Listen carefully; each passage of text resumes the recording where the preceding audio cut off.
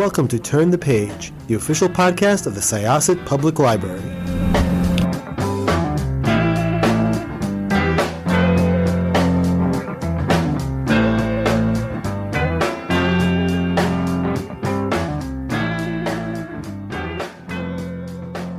Hello, everyone, and welcome to Turn the Page. I'm your host today, Jen, and I am here with the author of a absolutely stunning new novel that just really floored me. Let's get right into it. Could I ask you to introduce yourself and your book, please? Sure. And gosh, thanks so much for that. I really appreciate it. My name is Josh Rountree. The book is The Legend of Charlie Fish. It's from Tachyon Publications, and it comes out in July. And the shorthand that I sort of went into this with is it's the creature from the Black Lagoon set during the Galveston hurricane of 1900. That was the worst natural disaster to ever hit the country. It killed thousands of people. When I was looking at ways that I might be able to fit, a gill man like that into one of my Weird West stories, I thought, hey, he would like the ocean, he would like the shore, and it just kind of came together. It's such a lovely blend of history and weird fiction, and it's so well done. Before we get into the book itself too much, I was wondering if you could tell us a little bit about your journey to the book, because you mentioned before we started recording that you've written short stories and this is your first novel. So could you talk a little bit how you got here, and maybe perhaps how writing short stories maybe prepared you for a novel, or how it was different perhaps. Yeah, no, for sure. I'm a big fan of short stories. That's as a writer and a reader, I would almost always choose a short story collection over anything else. And I've been writing and publishing short stories for about 20 years. So I've had quite a few of them out. I write in a lot of genres, horror, dark fantasy, science fiction, alternate history. Have just played around a lot over the years, and I really like mixing and matching and trying to combine those together. When I started writing back then, the conventional wisdom at the time really was that, hey, you write a bunch of great short stories, you work to get them published, and that will eventually get you the attention of some folks that can help you get a novel published. And so that was sort of the writing path that I started following. And I've written, quite a few unpublished novels over the years, and just had a lot more success with the short stories. Eventually along that way, I kind of realized that, I like the short story world quite a bit, and I would be quite happy to keep writing those. They're a great art form in and of themselves. And so, I still think of myself largely as a short story writer. All that being said, I got the idea for this one and decided there was a little bit more meat to it, and wanted to make it a novella. I've been writing a bunch of stories lately that I think of as my old Texas stories. They're basically monster stories set in Texas from about 1830 to 1930. And I've had a handful of those published in short fiction magazines and anthologies. And so this was just me taking another stab at that, but I wanted it to be a bit longer. So I originally wrote this as a novella. And whenever I submitted it to Tachyon, they really liked it, but they had some editorial thoughts on it. And so I worked with them on that to expand it quite a bit. And ultimately it came in at a novel. It's a pretty short novel, but it did come in at novel length. So from the time that I submitted that to Tachyon to the time that we actually got the published novel, as it is now, it's about double the size that it was. And readers, whenever they see that, know that the sections, and there are two sections, basically there are 2 point of views there. They rotate back and forth between two major characters, Floyd and Nellie. The Nellie sections did not exist when I first submitted this. And so, much of the plot is the same, but working with the publisher on that and bringing that extra voice into it really, I think, made a much better book. And the Nellie sections are actually my favorite. She's absolutely my favorite character in there. Wow, that is so interesting. And I'm fascinated to hear that the Nelly sections were the expansion. Um, Gosh, like when you were expanding it, was did you already also have the time jumps in place, or is that another part of the expansion? Yeah, the time jumps were actually in place. So I had essentially everything that's from the point of view of Floyd written. So the story begins a few days before the hurricane that I mentioned, and then it backs up a bit to tell the readers sort of how Floyd uh, found his friends, I guess, if you will. So we haven't gone into it, but he finds a pair of orphans, Nellie and Hank, and they find Charlie Fish along the way. And so it sort of flashes back to discuss how they all came together, and then it moves into the actual days of the storm. So all of that, just from a purely plot perspective, was there at the beginning, and obviously the character of Nellie was there all along, and her personality was there all along.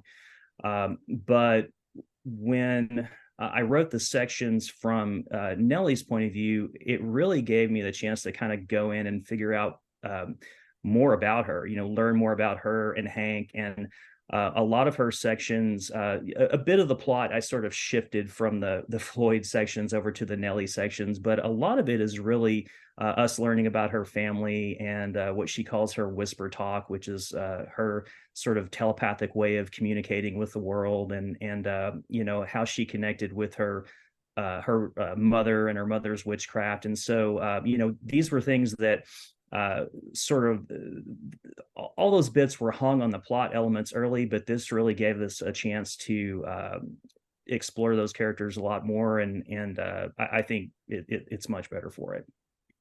Yeah, I really love the dynamic between all the main characters, and in addition to all the other things it is, it's also like a really lovely story about like found family, and how Right.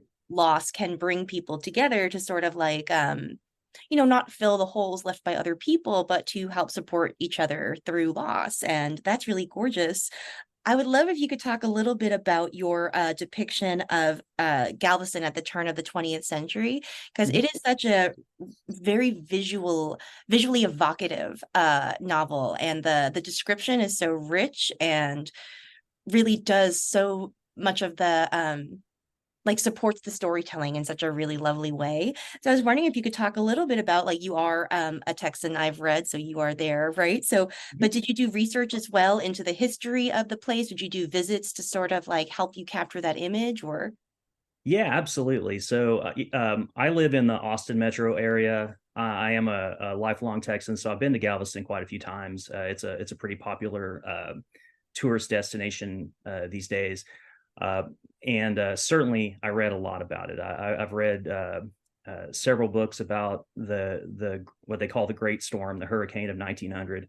And there's a lot of good books. One of the ones that's just I think it's the best, really the most evocative, is Isaac Storm. It's by Eric Larson. Just a really, really great book about kind of sort of the technology for predicting storms at that time, and sort of the human folly that went into that whole event, where they probably could have gotten word a little bit better through the town than they did, but ultimately they did not. And so, yeah, if you look at Galveston at the turn of the century, it was one of the largest ports in the U.S. It was definitely the largest port in Texas, and certainly a more prominent city than like Houston or any place like that.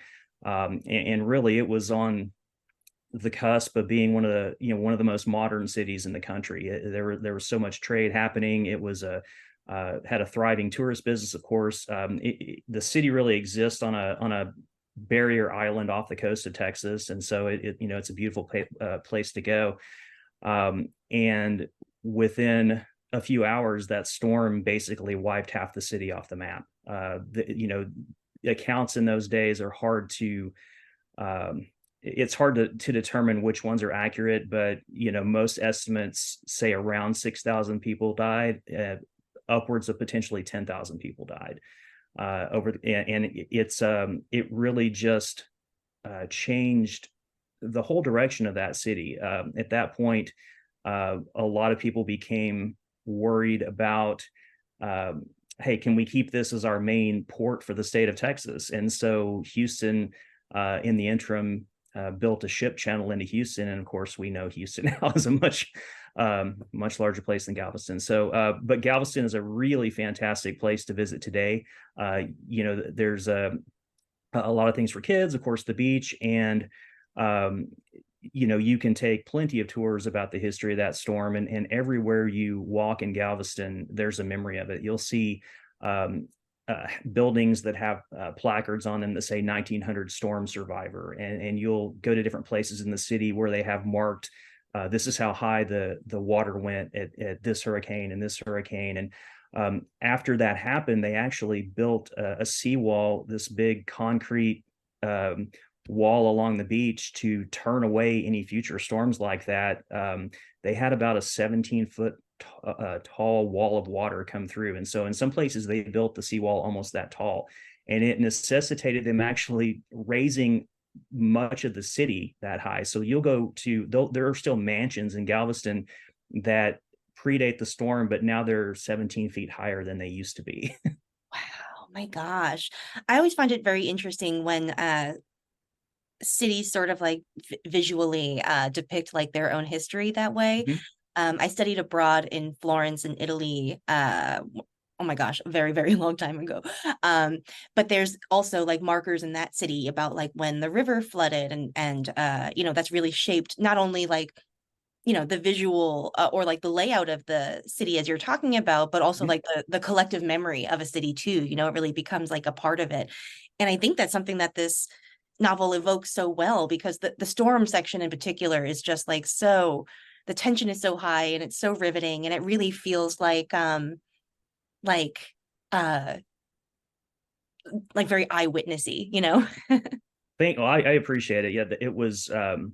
I really loved writing those descriptive passages, and I love going to Galveston and just seeing how people still experience that storm today. I mean, it's absolutely still part of the collective there in Galveston. You can't escape it. There are memorial statues. There are plenty of tours that kind of tell the story of this happened here and this happened there, and so a lot of the places described in the book, you can go there today. Like one of the prominent areas is called the Strand, and it's really this long street kind of along the bay on the north side of the island, and they're all buildings built in the late 1800s, and they're largely unchanged from what they were at the time. And it's right now it's a little kind of tourist area. There's shops along the bottom, and cruise ships dock 100 yards from where that is. So but you can walk through that section, and you can still see exactly what it was then. One thing they mention are the high sidewalks we talked about in the book, and that's basically the sidewalks are several feet above the streets, and that was so when water kind of flooded through the streets on a normal storm, it wouldn't necessarily flood the buildings, and those high sidewalks are still there too.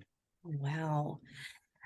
So something that I I'm very curious about is when you are sort of adding the weird to a historical event like that, how do you kind of treat the event? Like, so like where like where do you add the weird? Like, so are you cognizant to not like contradict any accounts that already exist and add stuff beyond that, or do you play with fact, or like what is your approach like? I try and keep any historical fact unchanged in this specific series of stories. I have done plenty of alternate histories before where I kind of play with those kind of things, but these handful of stories that I'm writing kind of in this universe, and they're interconnected really only in my mind. I don't think there's really that much connective tissue between them, but I read a lot of history just for fun, and so I typically try and be as historically accurate as possible. I'm sure that I fail on that quite a bit, but most of the all the dates and everything with the storm are accurate, and I tried to get it as best as I could down to the hour, because there are enough eyewitness accounts that you can say, okay, this happened at 2 o'clock, and by 7 o'clock it was here, and by 8 o'clock it was here. And so I really tried to keep up with that as I sort of paced the storm and how it affected the characters. Yeah, it really conveys like the sort of like just like the way that it sort of like it obviously is a very traumatic event, and I feel like that is at play too, like in the sort of jumping around in time, because that's how we kind of tend to remember trauma, like and when we are processing it, we go back and forth a lot and compare events and how we felt about things at different times. And so was that something that you were also kind of thinking of when you were breaking up the narrative and moving back and forth in time and all, or? I think mostly I was just maybe trying to break up the tension a little bit and let the story breathe for a second, because it's as it starts out, it really kind of I wanted to set up the character of Charlie Fish and sort of his arrival in Galveston as the beginning of the book, and where we kind of meet all the main characters, and we we get to the point where we're anticipating that there's going to be a storm, and all of this is set up, and then I wanted to be able to kind of dig back into those and explain sort of how we got to that point before we unleash the storm. But when you get back from the flashback scenes, it's that Saturday morning of the storm, and already the swells are high, and it's moving that way. So I think that's probably what motivated that. It's cool how sort of just the way that you construct a narrative for tension then too can sort of have other effects. Because I knew that when the storm hit, it would there were going to be no places to take a breath. I mean, at that point, it's kind of you've pushed the boulder over the edge and it's rolling downhill, and you can't stop it. Yeah. Oh, wow. Could we talk a little bit more about Charlie, because he's absolutely very endearing, and I'm always really interested in the ways in which stories will use the non-human in order to sort of like investigate the humanity of the human characters that surround him, and so yeah, can you talk about what went into crafting his sort of persona as it is? I love that you sort of encounter him through Nellie too, because she's the one with the connection. And so like you talk a little bit about him and sort of what you are exploring in terms of like humanity and inhumanity and all that. Yeah, for sure. And I think that's how he works well, is exactly that. He is sort of a mirror of what all the other characters are by way of how they think of him, right? So you can see, the villains obviously are treating him poorly. Nellie quickly jumps to his defense, and Floyd is a little baffled and befuddled, but he kind of goes along, for the ride. And so he really, I think, kind of is there to sort of reveal what a lot of the other characters are.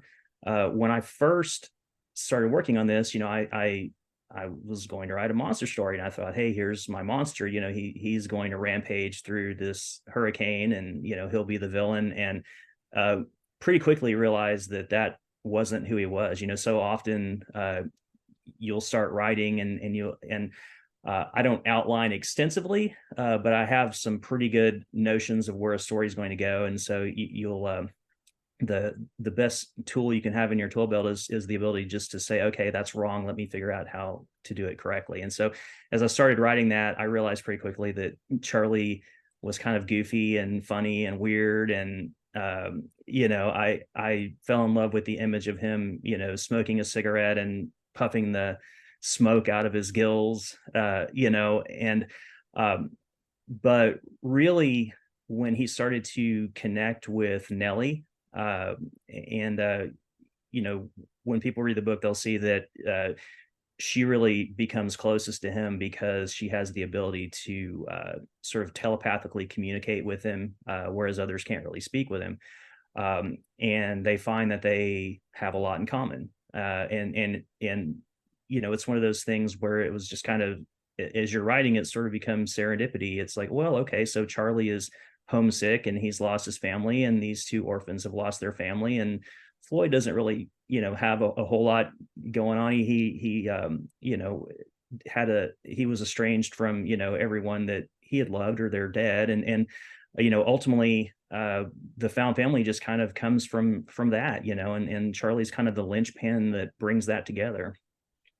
Yeah, it's a really lovely relationship between all of them, and watching it develop is just really a joy, and I'm enamored of stories that like themselves love the monster, like, if that makes sense. Like some horror stories hate the monster along with everybody else in the story, but some of them really love them. And I feel like, that's something that like Guillermo del Toro does really, really well, I think, for instance. Like, he loves Right. monsters, and so yeah, like I think like, is that something that also like shapes your storytelling, like a love of the monster? Oh yeah, for sure. And I mean, there's no hiding that this is certainly influenced by Creature from a Black Lagoon, and I love all of those classic monster movies, and so I've definitely written my share of stuff where the monster is an actual monster, and is the villain. But this one, they're very clearly human villains, and the Storm is an antagonist, but Charlie is definitely on the side of right. Yeah. Could you talk at all about the other stories that you're sort of imagining in this, like, not series, but let's say this project about like historical horror in Texas? Like, what else are you working on? Yeah, so I've had a handful of stories published. Two of the ones that um, two of the primary ones. One of them is February Moon, and that story was uh, originally published in a magazine called Beneath Ceaseless Skies, which is a great fantasy short fiction magazine, and it's basically a werewolf story set in Central Texas in the 1850s, and it's a German immigrant woman looking after her family after her husband and oldest son have gone missing, and she's sort of under siege not only by whatever is prowling the night, but also kind of the townspeople who aren't really great people. And so that one I really love. And then I have another one called The Guadalupe Witch, about a woman who is enacting a spell to bring back her dead son. And so it's those are two of the ones that that always kind of stand out to me. And both of those I reprinted in my collection, Fantastic Americana, which is a short fiction collection of a bunch of my older stories. But there are 3 or 4 others. So, I have a few that I've written there, and then certainly working on some follow-up stuff too. So. Awesome. Well, I hope that, when this follow-up stuff is also in the world, you'll consider coming back to talk about that too, because as I said, I love this book so much, and it's been a joy to talk to you. Thank you so much for coming to the show. I'd absolutely love to, and I really appreciate you having me on the show and your kind words about the book. No problem. Okay, listeners, I implore you to check out The Legend of Charlie Fish. By the time that you hear this, it will be available. It'll be out in the world. So please go to your favorite library or independent bookstore, wherever you like to get your books. Yes, and thank you for joining us. It is now time to close this chapter. It's time to close this chapter of Turn the Page. Join us for the next episode.